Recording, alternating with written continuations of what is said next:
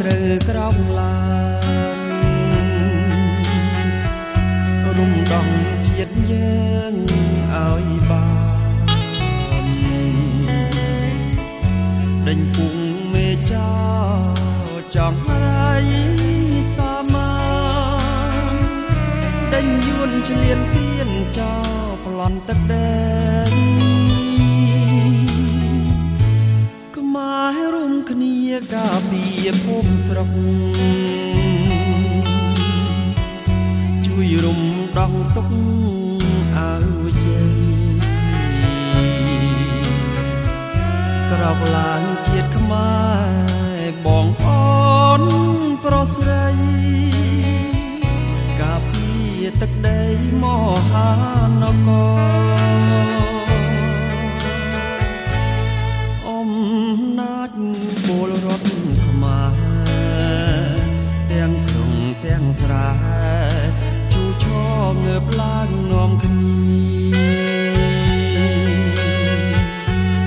ក្រោកឈរតស៊ូទៀមទីនៅសិទ្ធិសេរីប្រជាធិបតេយ្យនៃ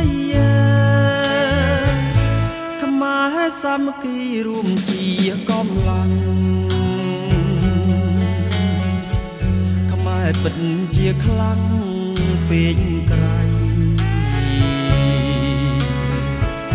អំណាចពលរដ្ឋទាំងប្រុសទាំងស្រីក្រោកឡើងរួមដៃបដូរមេដឹកនាំអំណាចពលរដ្ឋខ្មែរទាំងក្រុងទាំងស្រែជួឈងើបឡើងនាំគ្នា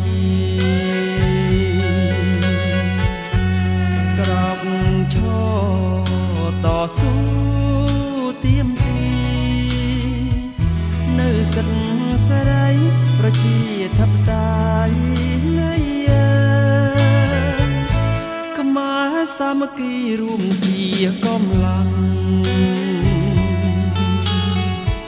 ខ្មែរពិតជាខ្លាំងពេកក្រៃអំណាចពលរដ្ឋទាំងប្រុសទាំងស្រីក្រោកឡើងរួមដៃបដូរមេដឹកនាំ